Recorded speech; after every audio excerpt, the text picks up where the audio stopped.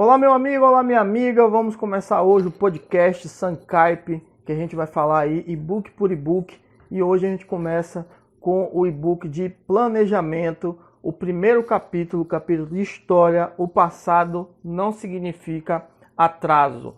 A gente vai começar aí uma série de podcasts, a gente vai falar sobre cada capítulo de cada e-book, e aí a gente vai explicando e dando nossa opinião pessoal aí, conforme cada capítulo vai passando, ok? Então um abraço, curta aí com a gente e vamos que vamos. Quando nos propomos a fazer algo, precisamos nos aprofundar no conhecimento sobre o assunto. Como a grande parte das publicações são voltadas para a tecnologia e desenvolvimento de modo industrial de carne e ovos, ficamos com poucas fontes de pesquisa para um entendimento direcionado para uma visão de uma criação mais livre, só que sem perda de produtividade. Aqui a gente faz o primeiro ponto em relação ao que a gente acha por aí, quando a gente procura na internet, quando procura algumas publicações. Sempre tenha atenção quando você for pesquisar algo, se aquilo não está sendo colocado para uma criação industrial, se aquilo não está colocado para uma criação em alta escala, uma grande produção.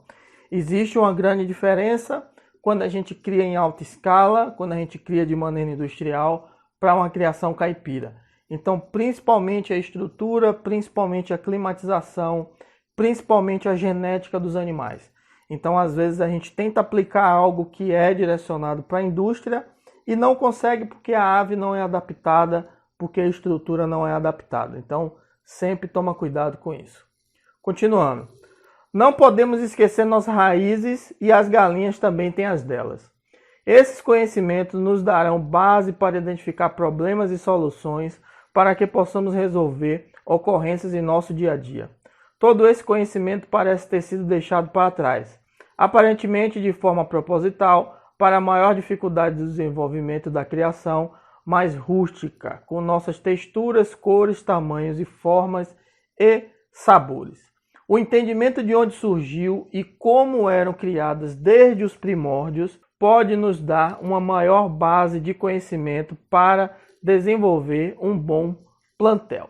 Tópico 1.1, histórico AC, que é o histórico antes de Cristo. O galos domésticos, que é o nome científico do que a gente conhece aí das nossas galinhas de campo, vamos dizer assim, das galinhas são criadas soltas, remontam de milênios antes de Cristo, onde arqueólogos estimam algo em torno de 3.000 anos antes de Cristo, com evidências que aves domésticas já eram conhecidas pelos sumérios. Charles Darwin, que era um grande pesquisador aí pelo mundo, acreditava que existia inicialmente uma única espécie que era denominada Red Jungle Fowl, galinha selvagem vermelha.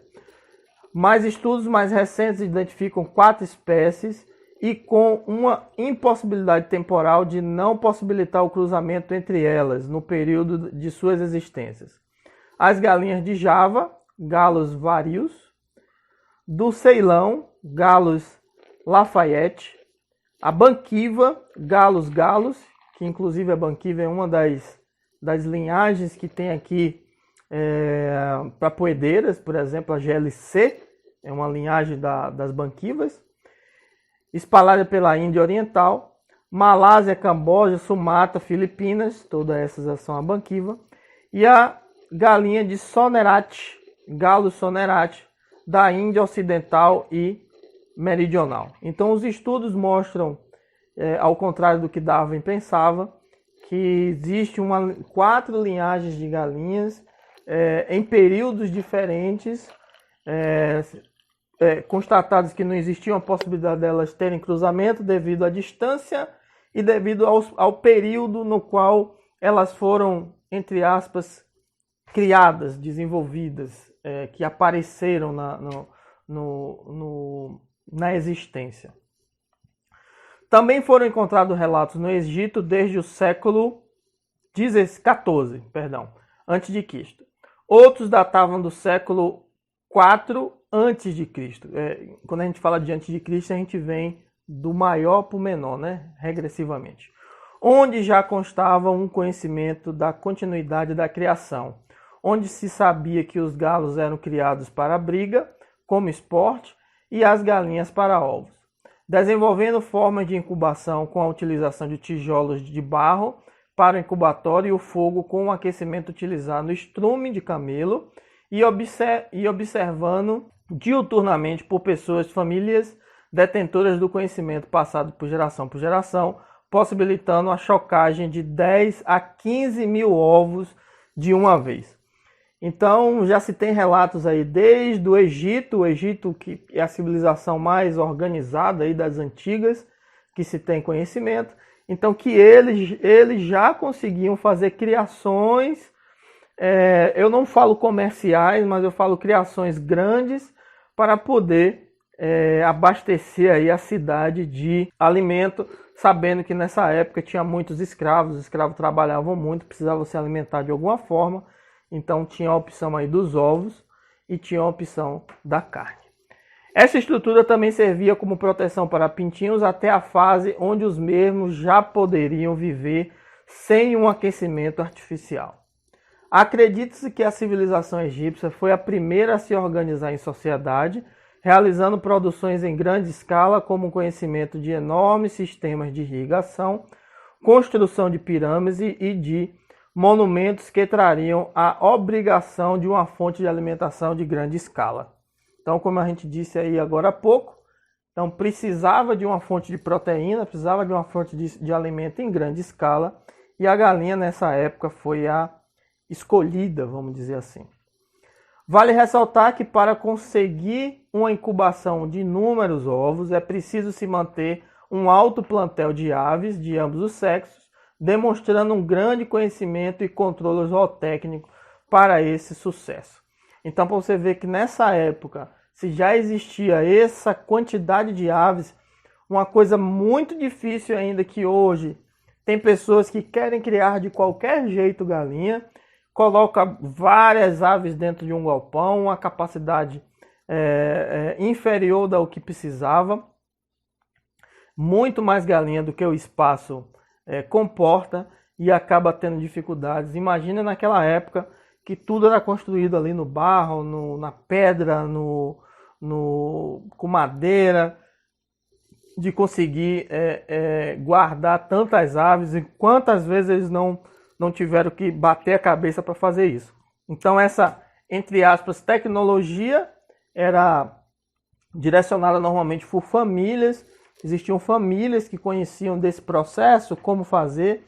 Essa nossa família, como a gente está fazendo aqui no Clube dos Produtores, na comunidade de criadores, para se discutir ali de que forma seria melhor, de que forma seria mais certo.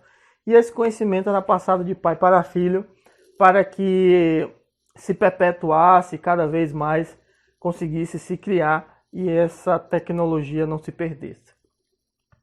Existem evidências que, de forma parecida, na China, nos anos de 1500 a.C., também se denominava esse conhecimento, principalmente para a alimentação de ovos dos operários que trabalhavam na construção da grande muralha, que é a muralha da China, que ele se refere aqui, pois os chineses só consumiam a carne após o período de postura das aves. Então, teriam a criação na China, aí, pelo conhecimento, pelos estudos, uma criação na China, que se criava a galinha sempre para postura. Quando acabava o período de postura, que aí não fica tão claro se é o ciclo que a gente conhece hoje, ou se é uma idade mais avançada, de 5, de 6 anos, quando a galinha realmente não para mais de pôr, dependendo da quantidade que eles tinham, do tamanho da necessidade de proteína, a galinha acabava de pôr, virava alimento. Então, pode ver aí que nas duas civilizações o mais usado era o ovo, né? Então, o consumo de ovo nessa época deveria ser bem mais alto. Então, aqui acaba o primeiro tópico, o tópico 1.1, e vamos para o tópico 1.2. Histórico DC, que é o histórico depois de Cristo. Foi em Roma que fez a transição entre o mundo antigo e a era cristã. Lá foi domesticada e criada em grandes escalas. Estamos falando aqui da galinha. Inclusive com distinção entre aves para corte e aves para postura, já é uma evolução. Com diversas práticas ainda usadas na avicultura moderna, com confinamento, rações especiais, programa de luz, castração e debicagem. Então, para você ver a evolução, a gente está falando aí de Roma, anos 20, não estou falando anos 20 agora, 1920, anos 20 mesmo, ano 10, ano 20, que é ali pelo nascimento de Cristo, por ali, e aí a gente vai evoluir um pouco lá para o ano 200, anos 300, pode ir um pouco mais para frente, que a tecnologia já evoluiu muito, então já se encontrou algo que tinha a criação separada de abate, a criação separada para postura. Você vê que desde essa época eles já tinham conhecimento da necessidade de separar os animais, que são animais diferentes, tratados de forma diferente, que tem um manejo diferente. Então, desde um pouquinho depois do nascimento de Cristo, você já encontra aí essa separação, inclusive com ração especial, com castração e debicagem. Ainda existe uma controvérsia entre os autores sobre a chegada das galinhas para as Américas. A dúvida está em torno da galinha araucana, que foi encontrada como uma ave nativa e doméstica pelos aqui existentes na época. Então, também essa linhagem araucana aí acredita-se que é daqui das Américas. Não especificamente da área do Brasil, mas para a área do outro lado, lá do Chile. A araucana é considerada uma ave única, tendo as características de ovos e cores azuladas e esverdeadas. O nome também tem origem das línguas indígenas, sem a influência dos colonizadores até então. Contudo, existem características de raças asiáticas que podem ter sido trazidas de povos antigos e realizando cruzamentos. Um ponto muito interessante para se atentar aqui, para quem não leu o e-book até aqui. Essa parte eu não se atentou. A araucana é uma ave que historicamente, aí, devido a estudos, é uma ave que nasceu, foi desenvolvida, surgiu aqui nas Américas, mais pelo lado lá do Oceano Pacífico, do lado de lá, né?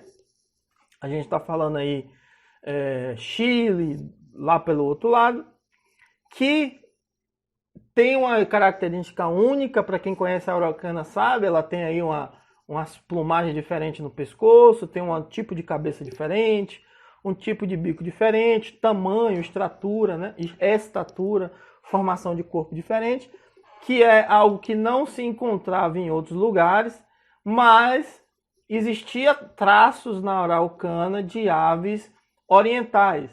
Então, existe o pensamento, e aí a controvérsia que é falado lá anteriormente, no parágrafo anterior, de que povos mais antigos do que os espanhóis, mais antigos que os portugueses, talvez tivesse visitado a costa aqui das Américas e trazido algo de lá e que se misturou com alguma ave que tinha na época aqui, e aí a araucana é desenvolvida. Isso é algo que ainda precisa se aprofundar mais nos estudos, mas é uma curiosidade aí que a gente pode ter na cabeça.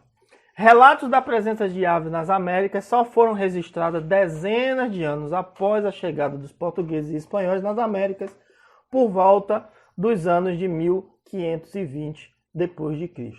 Na costa do Pacífico também existe relato de aves nas histórias e lendas antigas desses povos, mas também se encontram traços de linhagens asiáticas encontradas nessas regiões.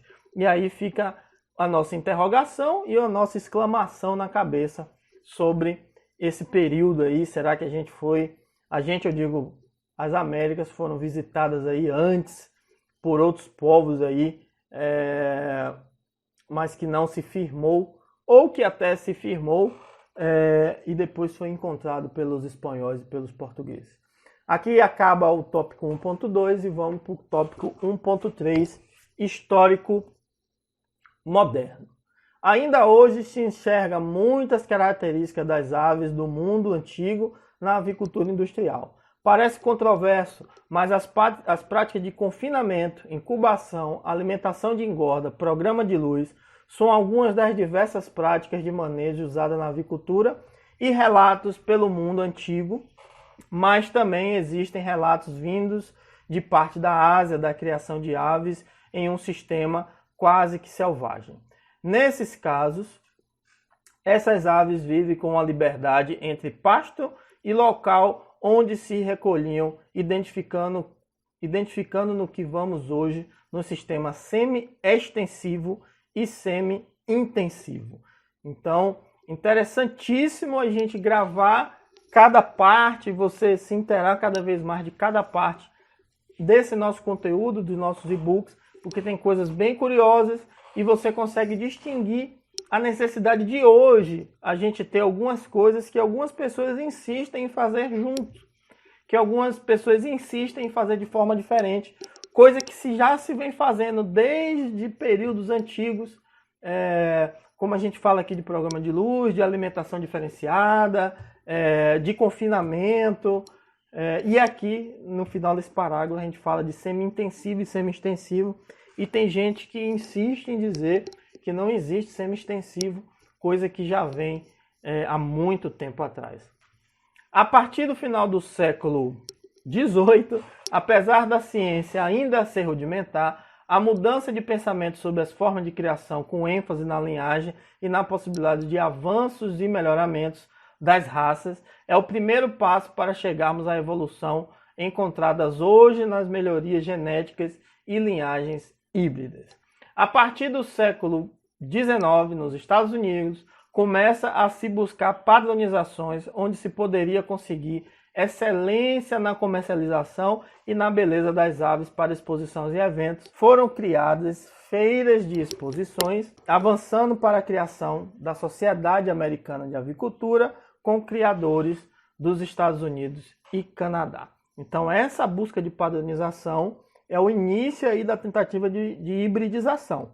Presta atenção bem nisso, porque é aí que começa, a gente está falando do século XIX, então 1800 e alguma coisa, que se começa aí a enxergar a necessidade de aves que realmente foram feitas para a produção, né?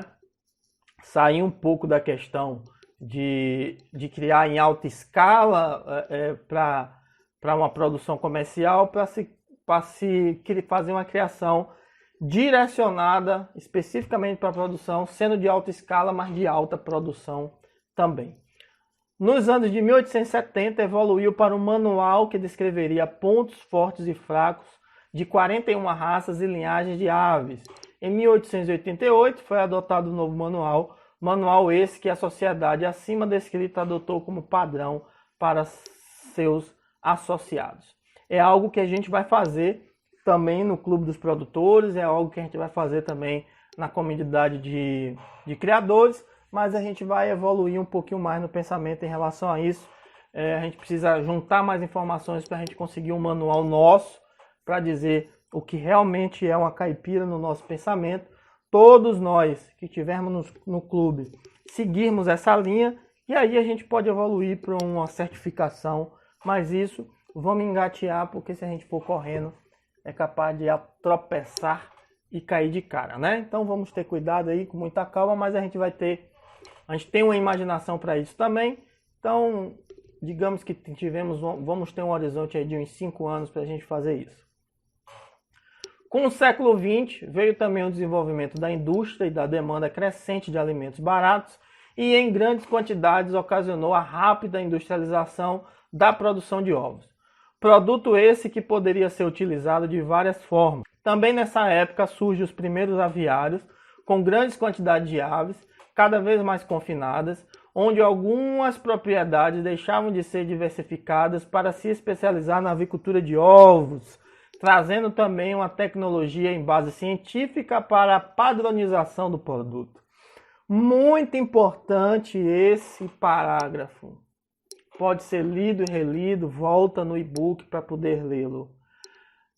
A partir do século XX, 1900 e alguma coisa, se vê a necessidade realmente de uma padronização, de uma especialização.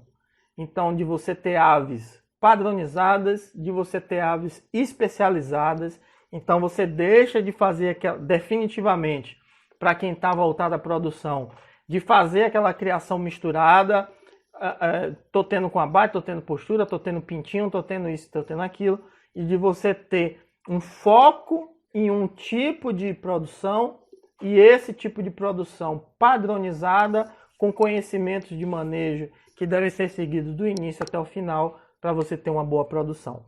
Acorde para isso. Acorde para isso, certo? Sem dúvida alguma, você precisa ter foco, você precisa direcionar sua criação para você ter uma produção adequada e que gere renda para você e para sua família. O aumento dos plantéis no maior confinamento e a busca interessante de melhores linhagens através da hibridização trouxeram prejuízo na comercialização devido a doenças e canibalismo. Com isso, a tecnologia foi cada vez mais introduzida na avicultura, elevando os custos de produção, restringindo cada vez mais os pequenos produtores. A Leghorn branca foi a raça que mais se adaptou a esse período por não serem barulhentas, não dormem em puleiros e são bem adaptadas à programação de luz, já que vão dormir mais tarde e elevam mais cedo, características ideais para a produção de ovos em gaiolas e grande escala. Então, já se fala aí na Leghorn, né? Uma produção de ovos brancas, na época ainda uma raça pura, a busca era de raça pura, que se adaptasse melhor. Hoje você já tem as híbridas, mas naquela época se achou a Leghorn aí como ave principal para uma produção em escala maior, levando em consideração a necessidade do confinamento. Então, quanto mais confinada, quanto mais apertada, mais possibilidade de doença, mais possibilidade de estresse. Então surgem as doenças, surge o canibalismo. Então até esse momento a gente não se fala de doença, não se fala de problemas. Até esse momento não, mas agora a gente já começa a falar aí no século XX, né? 1900 e alguma coisa, a gente já começa a falar de doença, já começa a falar de canibalismo, de comportamento aí devido a estresse. Isso na busca de produção, na busca de ter uma produção ainda maior e mais, como se diz, comercial. A galinha deixou de ser um símbolo para uma sociedade, numa comparação simples de uma mãe dedicada aos seus filhos, sendo gerida pelo galo patriarcal, para ser mais uma peça da engrenagem industrial de rações e alimentos. Então existia aquele pensamento de sociedade, né? Existe material que explica bem sobre isso, material que fala da história da galinha. A gente pode depois disponibilizar algum deles aqui no clube. Tem questão de direito autoral, né? Não é tão viável, né? A gente pode indicar talvez o título para você comprar em algum local, mas dificilmente a gente vai poder disponibilizar por questão de direitos autorais. Mas existia essa comparação de se enxergar aquele plantel de aves e fazer uma comparação com a sociedade, da galinha com a mulher, que a galinha era aquela mãezona que tomava conta dos pintinhos, que organizava ali a casa, entre aspas, o galinheiro, se mantinha sempre ali forte, se mantinha sempre ali protetora da casa, se mantinha sempre ali organizadora da casa, então não ia para muito longe, que era mais ou menos o reflexo da sociedade ali naquela época, início dos anos 30, e aí eu já estou falando de 1930, 1920, 1940, e o homem, aquele galo imponente, que é ele que sai para trabalhar, ele que sai para guerrear. Então tinha-se essa comparação, alguns livros trazem essa comparação aí histórica da época dos Estados Unidos, que se fazia essa comparação. Então isso já se cai quando vem a produção e precisa de produção, precisa se ganhar mais dinheiro, isso cai por terra e aí a galinha, ao invés de ser um símbolo, passa a ser só mais uma peça para virar dinheiro, né, na mão do capital.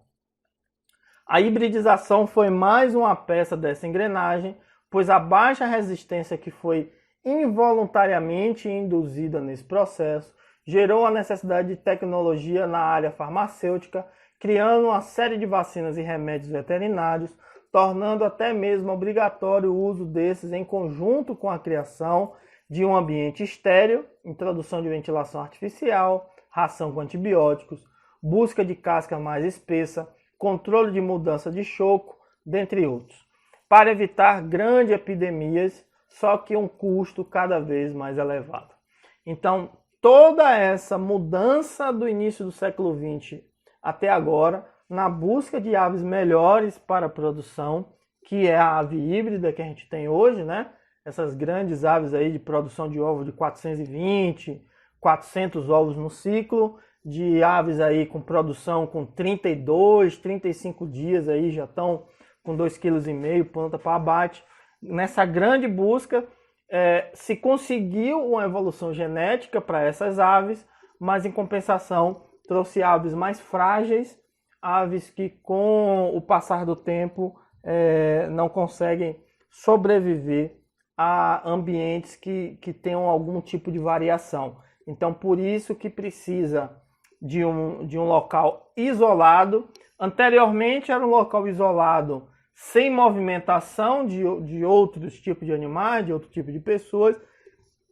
E agora, além disso, passou a ser isolado de climatização. Então, aquele clima ali dentro é único, né? Diferente se lá fora está chovendo, fazendo sol, tornado, vendaval, mas ali dentro está um ambiente controlado, com temperatura controlada, com umidade controlada, para a galinha não ter nenhum problema, nem de doença, nem de estresse. Tópico 1.4, histórico no Brasil. Aí a gente já está vindo aqui mais para a gente mesmo.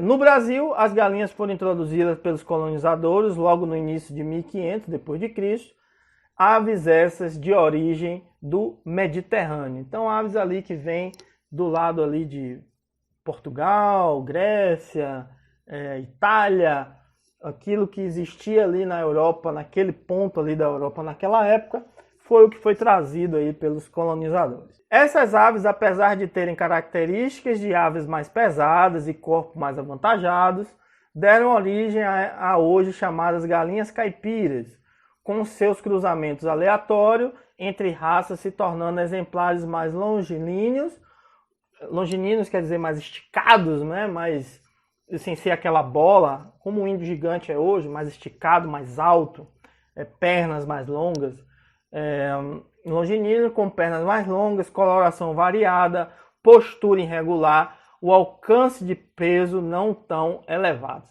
Então aqui, como se no início aí falava galinha caipira, eu coloquei até entre aspas, a gente pode falar aí da galinha de capoeira, da galinha pé duro, que é aquela galinha sem raça definida, que se aparece no tempo primeiro com raças puras que vêm da Europa, e acabou uma raça se misturando com a outra, se descobrindo alguma que se tivesse por aqui, e aí foi se misturando e se desenvolvendo esse tipo de ave aqui no Brasil. Isto posto, o parágrafo acima, segundo Gessuli, 1999, a galinha caipira chegou ao Brasil antes dessa época, conforme relatos do historiador Marte Bueno de Mesquita. Então a avicultura caipira no Brasil tem bem mais de 500 anos. Iremos flutuar por esses dois ambientes aí no nosso e-book. Então, existe o conhecimento das aves que veio da Europa e existe conhecimento de aves que já existiam aqui, né? Então, se remota daquela araucana que já tem outra, se remota de uma ave que já era daqui mesmo. Então, se precisa de mais pesquisas históricas aí para se conseguir uma informação ideal sobre isso. Mas vamos trabalhar sempre nossos trabalhos. A gente tem um trabalho democrático, vamos dizer assim. A gente tem nossa linha de pensamento em relação a galinha caipira ser o sistema, mas a gente flutua aí pelo que o conhecimento de outras pessoas, historiadores, pesquisadores, traz para a gente, e a gente vai acrescentando aí para você tirar suas próprias conclusões também. Por muito tempo a criação de galinhas foi feita por pequenas propriedades para consumo próprio de carnes e ovos, com troca, né, a venda por troca dos excedentes. Coisa que eu indico muito às pessoas que já têm uma renda, digamos, está aposentado, tem uma renda aí de um mercadinho, tem uma renda que lhe sustenta tranquilamente, não lhe dá grandes luxos, mas te sustenta. Você pode começar uma criação alternativa, criação essa que vai lhe oferecer carne, que vai lhe oferecer ovos. Em algum momento você vai evoluindo essa criação, aumentando seu plantel. Você e sua família não dão conta mais do consumo dos ovos, você começa a vender. Você e sua família não dão conta mais do consumo de carne, começa a vender também. Porque vai chegar um momento que os galos e as galinhas vão ficar muito velhas, o consumo já não é tão interessante delas. Então você já sabe mais ou menos o período ali que você consegue abatê-los e ao invés de guardar, comercializar. E isso é bem interessante você fazer também. E isso já se fazia há muito tempo atrás. A gente precisa acordar para isso. Então tem gente que quer começar assim desesperadamente, em alta produção, onde na verdade, na condição dele, o ideal é começar pequeno. Tem gente que realmente consegue começar em alta produção. E aí, nesse caso, se tem a condição, manda ver, porque aí o retorno, conseguindo o manejo correto, o retorno é com certeza bem garantido. No início do século XX, alguns criadores de São Paulo e de Minas Gerais começaram criações em escalas maiores, buscando inclusive o aprimoramento. No início desse século, surgiu em São Paulo a primeira Sociedade Brasileira de Avicultura, buscando aproximar pequenos e grandes criadores de aves, realizando feiras, encontros e concursos, desenvolvendo a avicultura no país. Na segunda metade do século XX, a Sadia foi a pioneira a trabalhar com a avicultura nos moldes industriais, importando tecnologia dos Estados Unidos, tendo sede no sul do país, enquanto no sudeste ainda estava no processo de começar a venda de aves abatidas a partir de 1970. O crescimento populacional, similar aos outros locais, fez a indústria de avicultura entrar em uma crescente no país. Então esses três últimos parágrafos aí dão uma finalização aí do que é a avicultura industrial aí feita comercialmente no Brasil, tendo a Sadia aí como carro-chefe aí pelos meados do século XX, estamos falando aí de 1950, 1960, e vendo a necessidade de uma escala maior de criação, aí já se traz a tecnologia dos Estados Unidos, do que já se fazia lá, né, em relação à hibridização, melhoramento genético, tecnologia envolvida no galpão, para se poder desenvolver uma criação sustentável e rentável, nesse caso específico aí, na produção industrial de aves. Ok? Terminamos aqui nosso primeiro capítulo do e-book Planejamento para uma Criação de Galinhas Caipiras Comerciais. Aqui é nosso podcast, Sandro Ribeiro falando. Um grande abraço para você que está no Clube dos Produtores. Logo, logo teremos aí o próximo capítulo desse e-book e os capítulos do e-book geral. Ok? Um abraço.